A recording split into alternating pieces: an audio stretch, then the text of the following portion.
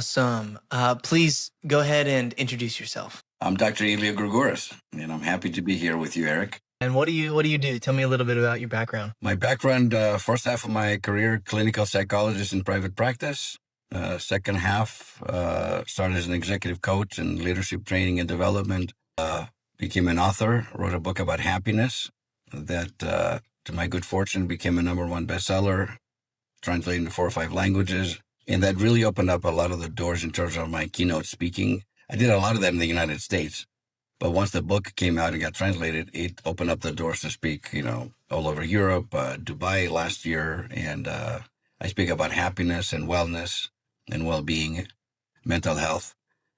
And recently I've morphed into a movie producer, which I will talk about in a little bit. I won't give it all away right now, but this is my latest project and something I'm really proud of. So I'm excited. Yeah, I'm excited to hear about it. You've got several stories to share with us today, but I want to start with the first. Where in this world does this story begin? The first story begins in Athens, Greece, where I was born a very long time ago. And I'm sitting on my grandpa Elias, whose name I carry and I honor, on his lap. And he was a gentle, sweet man. Maybe I'm 4 years old. And he died when I was like 5, so I don't have a lot of memories of him. But I do have this one memory because it was so profound. I didn't realize at the time how profound it was. I was sitting on his lap, and he says, "My boy, do you want to know a secret?" I'm like, "Yes, Grandpa." I'm looking up at him. He goes, "Do you want to be the richest man in the world?" I'm like, "Yes, Grandpa." Like my ears got the Bugs Bunny ears. They're huge. And he says to me, "My boy, if you want to be the richest man in the world, do something good for somebody else every day of your life, and you will become the richest man in the world." So initially, my little brain, I thought like Scrooge McDuck, I'm going to have like money, gold, and so on. A year later, my family travels to America, which back in the day, we could have been going to the moon. America was so far away. But my parents, I had lived, and my older brother was born in Hollywood in Los Angeles. And we end up going, of course, that's one of the first things. Now I'm 6 years old. We go to Disneyland, which was the Mecca. This is before there were no other entertainment really in the world. There was nothing but Disneyland. There was nothing else. There's no Six Flags. There's nothing studios. So Disneyland in California is the only thing. And of course, the first ride we go to is what? Pirates of the Caribbean. And as you go through the ride, you begin to see all the obviously fake gold, silver, and, all the loot, the pirates. And I'm like, this is it. In my 5-year-old little brain, that's what I understood to be the richest man in the world. Now, as I got older, I realized his wisdom, because kindness is part and parcel of who I am and who I've been since I was a young boy, a young man. So now, fast forward several decades later, I'm producing a feature 90-minute film on the impact of kindness. Isn't that an interesting thing? And how a small act of kindness launched a global movement for this nonprofit organization called Kindness Worldwide. And, I'm producing this movie, and I'm really proud of it. We're months away from being finished. And then, of course, we're going to start submitting it to all the big film festivals around the world.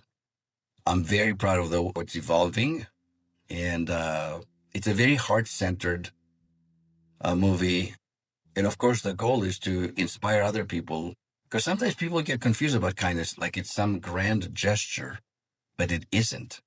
It's be a warm smile when someone was having a rough day, a heartfelt hug, and not a pat on the back kind of hug, but holding someone maybe for up to 30 seconds. I know Americans are that's too long.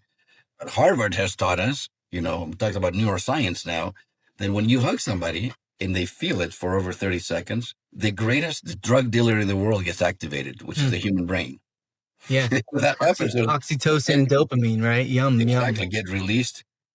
And for me, kindness is so important. And I believe with kindness, and that's kind of like the slogan, I'll give this away at the end of the movie, with kindness, everybody wins. And I lecture about that a lot because that's a big part of happiness too, obviously. Happy people by nature perform acts of kindness every single day because their own batteries are full. And they're not random acts of kindness. They're deliberate, conscious, mindful acts of kindness. On the flip side, when we perform acts of kindness, this is what happens. We get, our mood elevates. And I believe with kindness, it's a win-win-win-win. It's a quadruple win. Usually people go, I know what a win-win is. What are the other ones? Well, the first one is the receiver, obviously. When you're on the receiving end of kindness, it's a win. The giver obviously also wins, like we talked about what happens up here. And then there's something magical that happens between two human beings for that sweet moment of time. And it could be with you, with a homeless person. But for that moment in time, the two people connect. And I have stories to tell you about that. And then the fourth one, of course, is the observer who witnesses this act of kindness and gets inspired to go out and do the same and more. And that's why kindness, and that's the biggest first, and I think that one of the biggest lesson in my life, because it changed. You know, we're kind of born like selfish human beings. Me, myself, and I, teenagers. It's all about me. We live in social media. Me now, like maybe post, but this is the antidote to that kind of, you know, selfish promotion or whatever. It's the opposite. And yet it's deep. It can be profound and life changing for everybody involved. So that to me, that's the first one.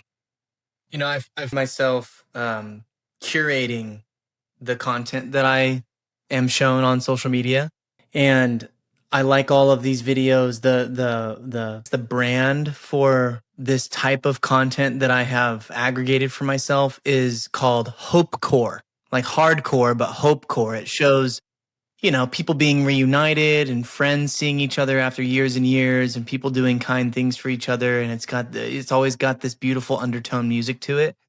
And what has happened is all of these other negative political videos will try and sneak their way into my feed, and I have to quickly swoop away from them and go and find the one that I'm looking for. And I think a lot of people don't realize that the things that they consume in these social platforms, that this cycle of selfishness, are often just the result of not being intentional with the way that they are curating the things that they are seeing. And so if you can just stop for a second and realize, like, this thing makes me feel good and this thing makes me feel bad, I'm going to make sure that I go get as much of that good as possible, so that every time that I open up Instagram, sure, I'm getting my dopamine hit that's designed by by the government to help me feel good, right? But I'm also creating a nexus of belief in my life that the world is inherently good. And I wanted to talk about this with you because this is something really close to my heart. And here we are, two guys. Okay, so we've got some privilege, and I acknowledge that. And I grew up here in San Antonio, and San Antonio, Texas is military city, so it's like super diverse. There's people from all over the world. It is just a beautiful melting pot: peas and carrots, potatoes, all the whole mix. And so I've been able to experience this, uh, the of my wife's experience as a brown female being raised in Utah is starkly different than the experience that I have had being raised as a white male in San Antonio. If you were racist here in San Antonio, you got your ass kicked. You got beat up because that's foolishness. You know, why are you making fun of him for being Asian? That's so silly. You know what I mean? Like, we're all just family here. What I have found, though, right? So that is the backdrop. Obviously, my wife came here to San Antonio and has loved it because everybody's cool and brown and normal and, great. But what I have found throughout my life is that everywhere I go, first of all, there I am, right? It's me. It's the lens through which I see the world. It's the experience that I have that catalyzes and defines the way that I experience my surroundings. So that's the number one finding, is there I am, right? So if I'm looking for bad, I'm going to find bad. But in all these many places that I've lived throughout the years, and it sounds like you've traveled around quite a bit as well, I continue to do. everybody is so great.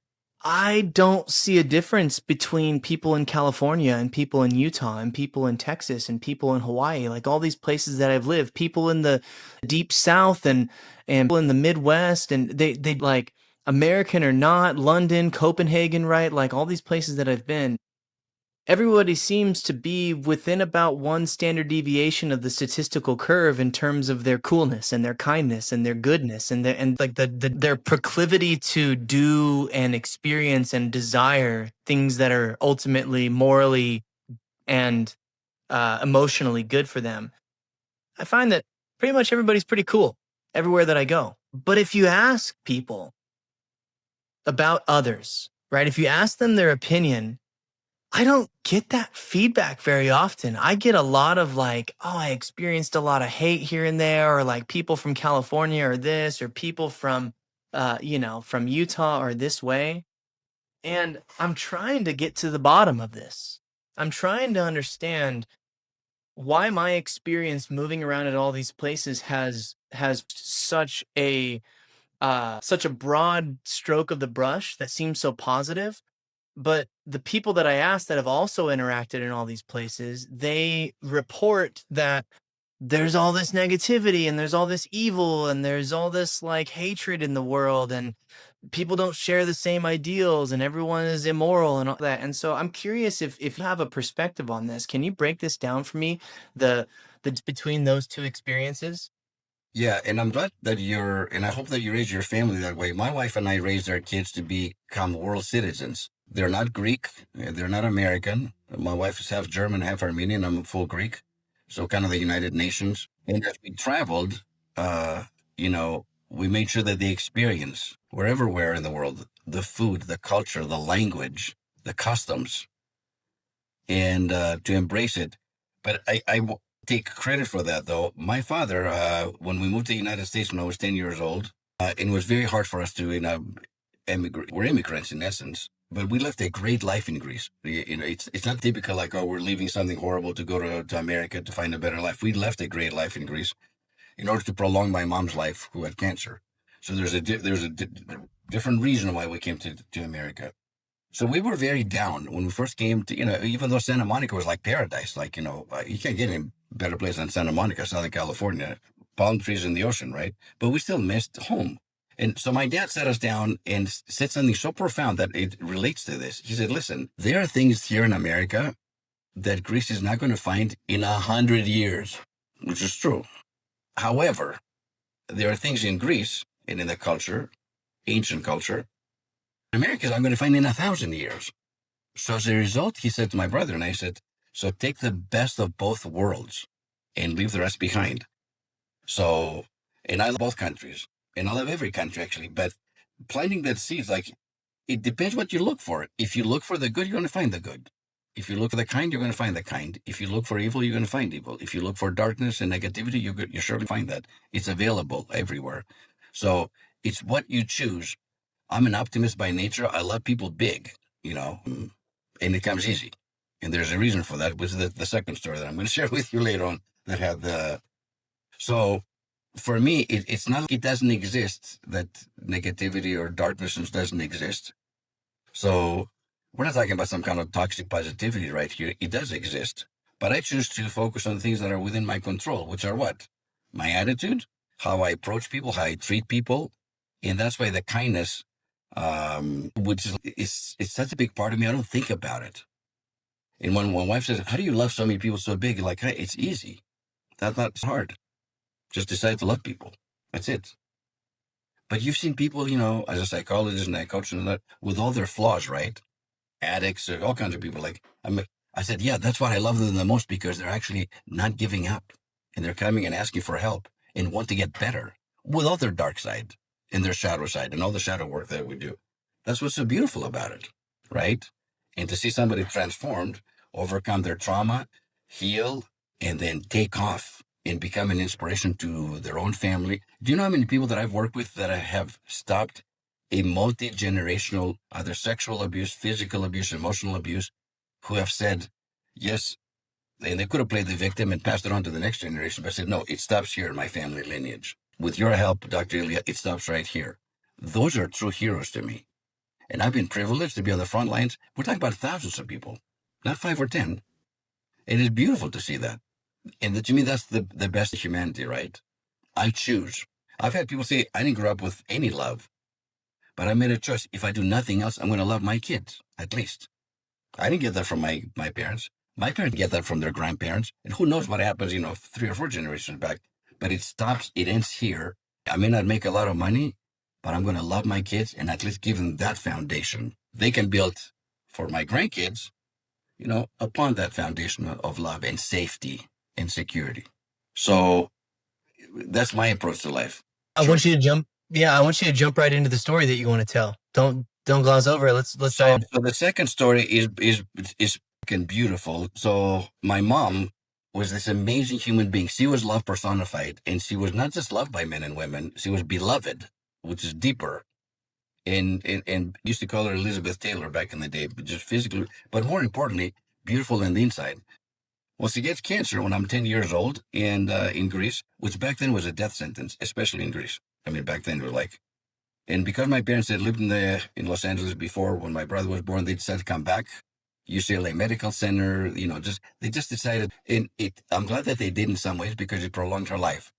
Had she died when I was 10, I would be a very different human being now. She passed away when I was 22. I had just graduated from UCLA, and she beat cancer once. Uh, she beat it the second time, and ultimately the third time, took her out. But I never heard her complain about it. And she was singing and dancing all the way to the end. What happened at the very, very end, when she only had maybe a couple of days left to live, her last comments to me on her deathbed, this was in, but I'll translate it. She said, "My boy, don't worry about me. I'm going to be just fine. I just want you to be happy." End quote.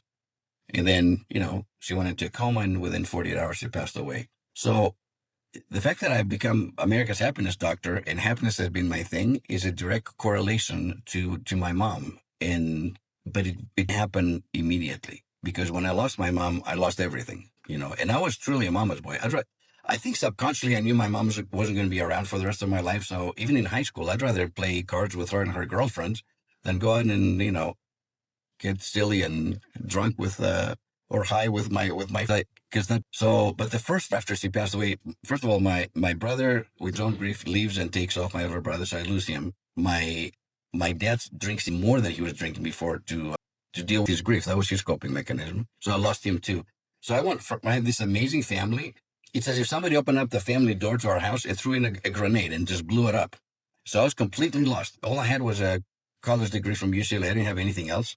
And I remember thinking, like, I wasn't a religious person per se, but I'm like, God, if I get hit by a bus today, I'm good. I get to go home and be with my mom. And for the first year, Eric, I slept in a bed, which was so unusual for me because I'm also positive and out, but I was like so depressed. I just didn't, it's not that I wanted to kill myself. I just didn't want to exist without my mom. Let's put it that way. Well, in the first year is really hard, but on the 1 year anniversary, a miracle happened. Because the first year, when you lose somebody so close to you, is really hard. The first Christmas, the first Thanksgiving, your first birthday, whatever, all that stuff, it's hard. I remember her comment. I had totally forgotten about it. And I'm like, you know what? The best way to honor mama is for me to find my own happiness, my own bliss. And that became, and then I decided to go back to graduate school and get my master's and a PhD, and, and the rest is history, and to focus on positive psychology and happiness. My grandpa and my mom in those statements are really the pillars of my whole. They've changed everything. When Ramana, the silent saint, when he was passing away, I think also his devotees saying, Bhagwan, right? Don't leave us. What are we going to do without you? And he said, don't be scared. I go, right? I'm starting to get older now. My mom thankfully beat cancer. And I was as well. I would rather bake brownies with her and dance in the kitchen than go out. And it's really interesting.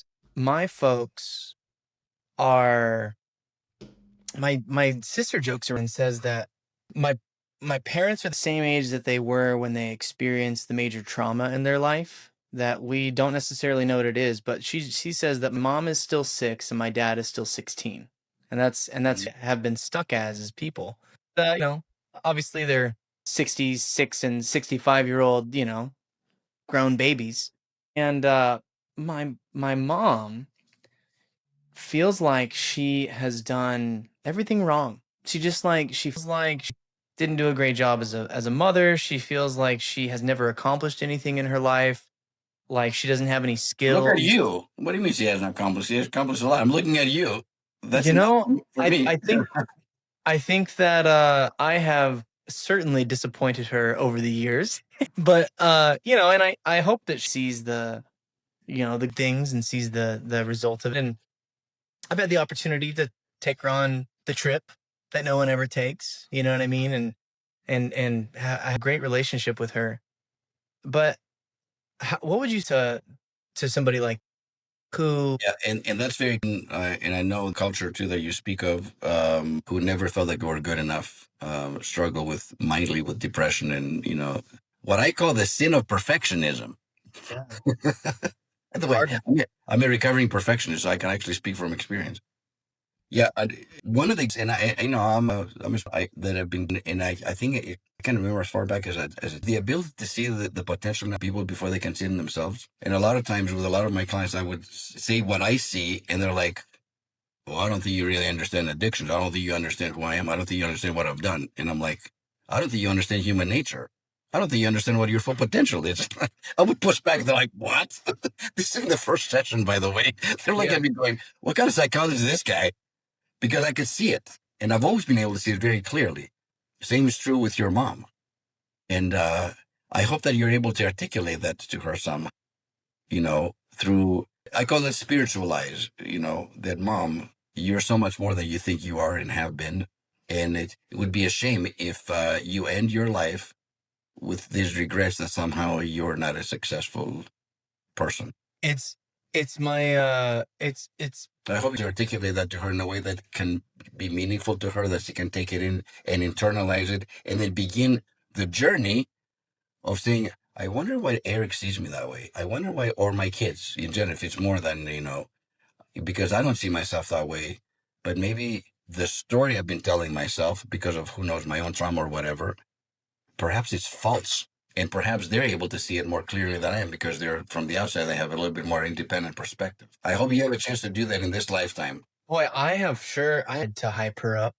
And It's more than hyping. It's not a cheerleading. It's more about, although that's on some level, but I don't think that goes deep enough to help to really say, Mom, I'm speaking from my heart, and I'm not the only one that sees you this way. And there's no way all of us are wrong and you're right. No, right?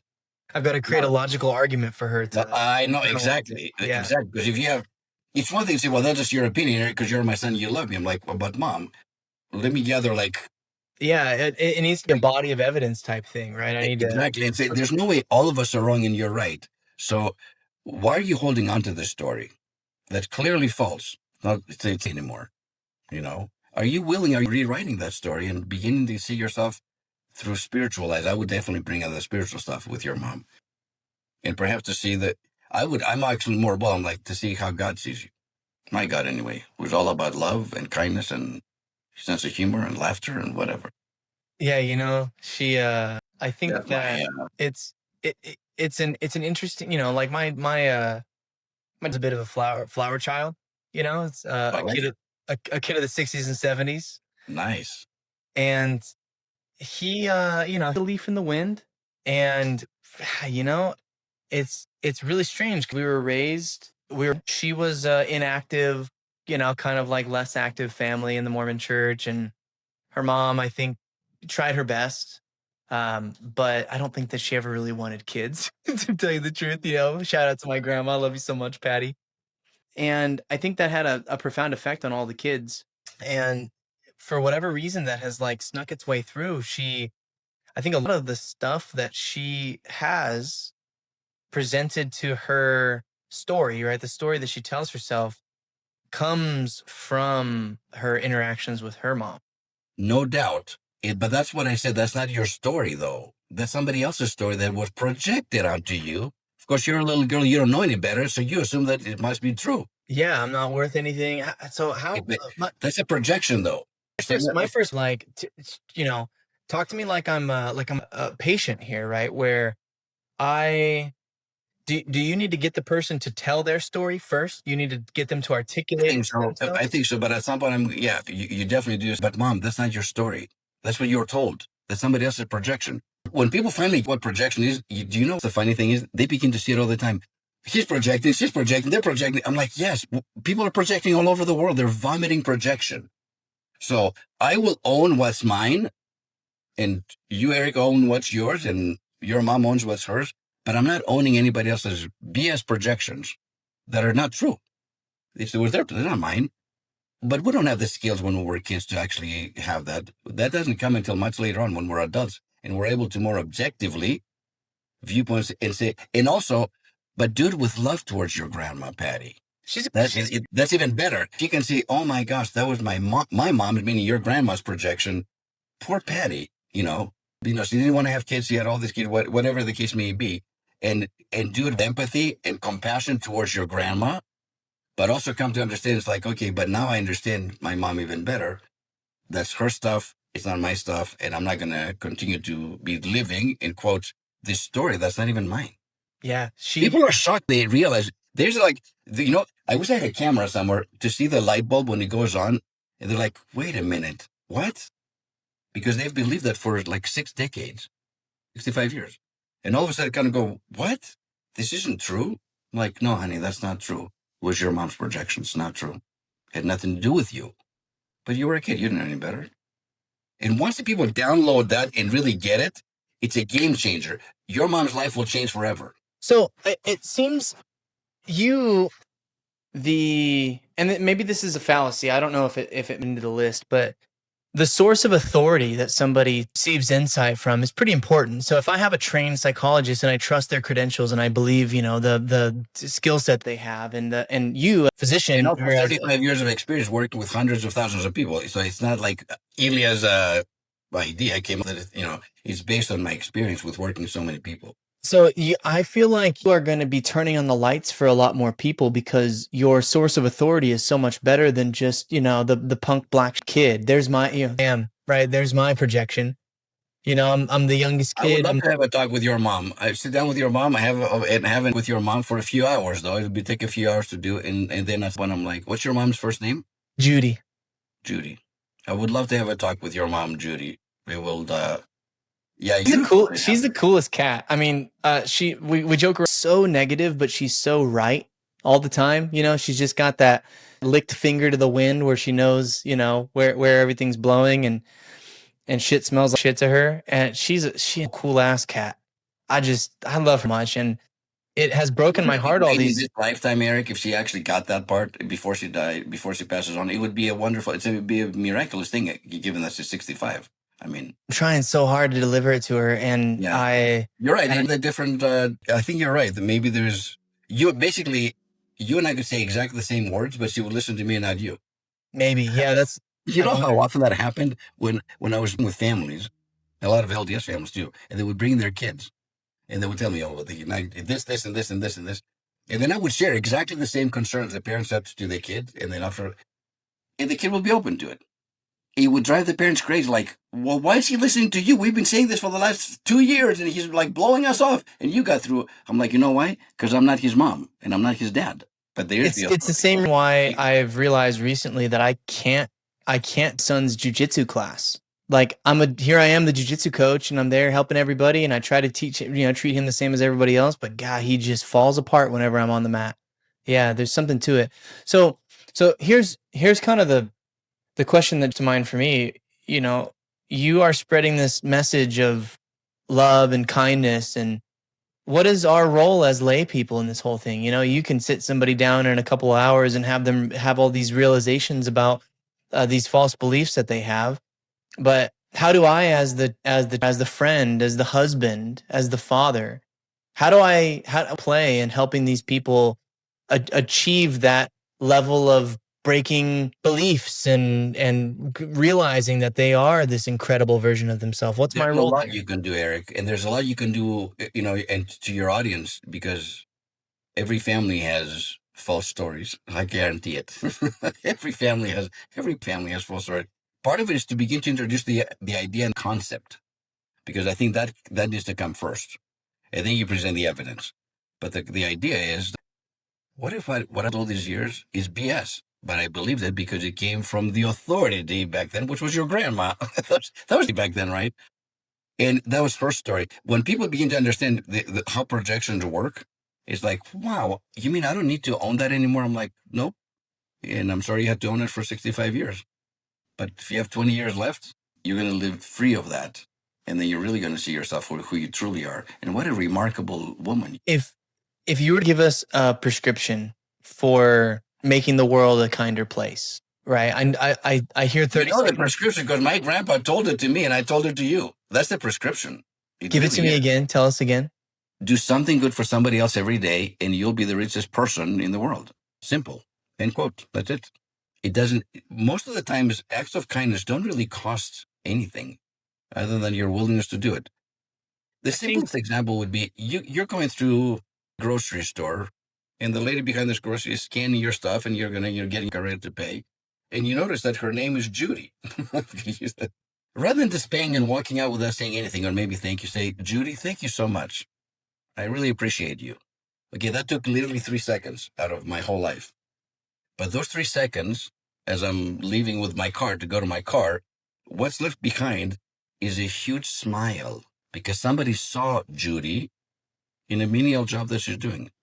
A necessary job, but your job, You know what I'm saying? That's why it's that easy. It's that simple. Now, it could be you see somebody with a cloud over their head, you give them a hug, a smile.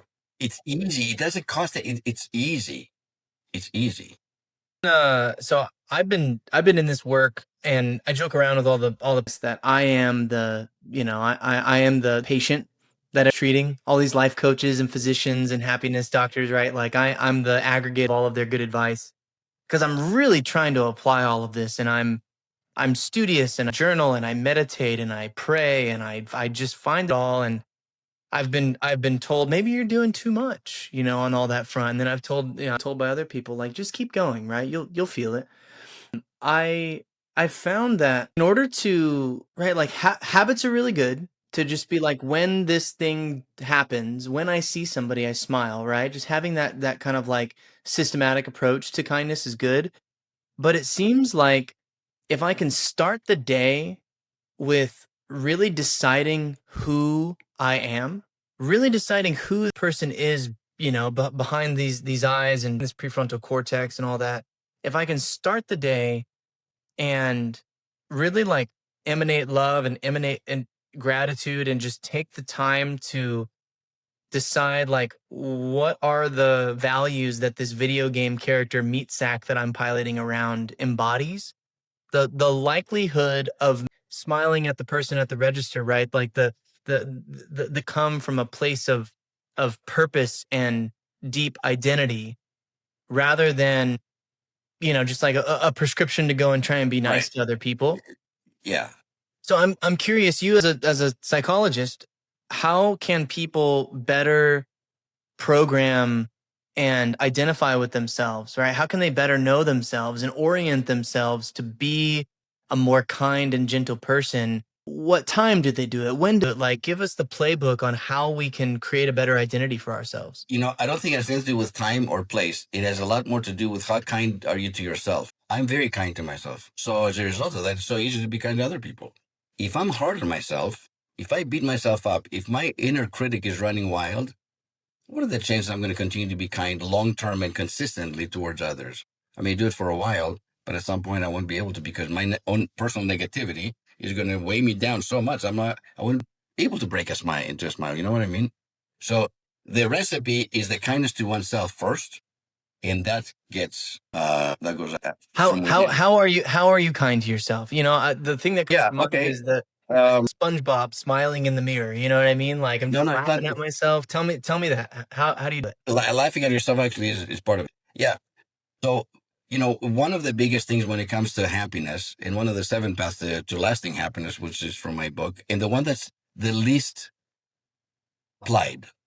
I had somebody ask me in a podcast a couple months ago, out of your 7 paths to happiness, which are self-care, gratitude, purpose, forgiveness, relationships, and, spirituality and kindness. Which one's the least applied? I'm like, oh, that's the easiest question I've been asked in a long time. Self-forgiveness. Like, really? I'm like, oh, by far. So on my self-forgiveness list, it's a blank page. There's nothing that I haven't forgiven myself for. And my wife, who's the best person I know, 35 years together, married, it's the love of my life. She goes, how not to have anything? You drive me sometimes. Like, how come you don't? I'm like, you know what, honey? I don't take myself too seriously. That's part of it. And I will tell you a story. Like, here's what self-forgiveness looks like. This is an embarrassing story, but it's the truth. But 18 years ago, unfortunately, we were caught up in a Ponzi scheme from a dear friend of ours. Like, dear friend, not an acquaintance. The kind of friend that we thought his daughter was going to marry our son. We're like so tight, vacation together and so on, which is part of the reason why we gave him our money. I know how stupid it sounds now, but at the moment it was like, hey, I can take your money and, like classic Ponzi scheme. And the returns initially are phenomenal. Like you get, oh my gosh, I can retire at 40. This is the life. This is it, right? Until it all comes crashing down. And we lost all our savings back then. We weren't the only ones. When the FBI did their investigation, it turns out there were 65 other families that he did this to, not just the Gourgourises. But anyway, when that happened, and because I was the one that was pushing more, my wife was a lot more conservative. She was like, I don't know, honey, this doesn't feel, but I'm like, no, honey, this is,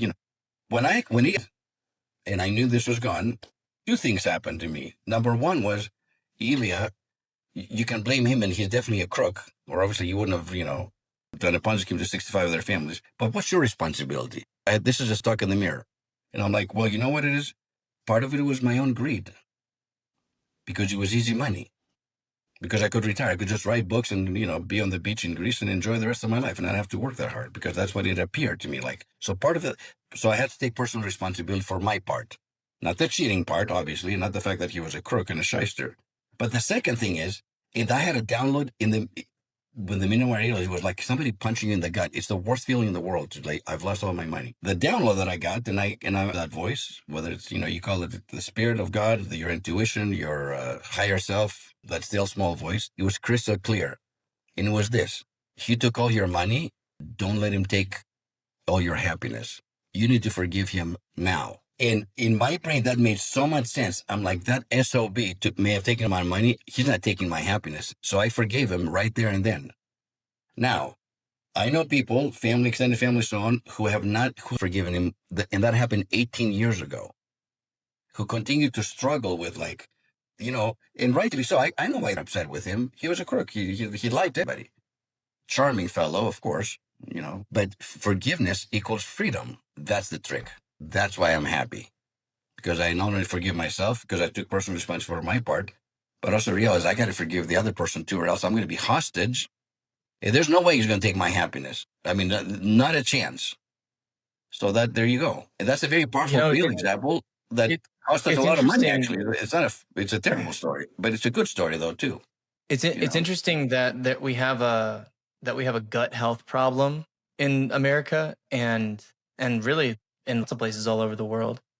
And one of the core chakras is blocked in the stomach by a lack of forgiveness, right? Absolutely. By shame, right? Shame, it's our insides. It makes us feel like we're, lots of things. I had an experience where I've told this story on the show before, but I was owed a bunch of commission by a very, very dear friend of mine.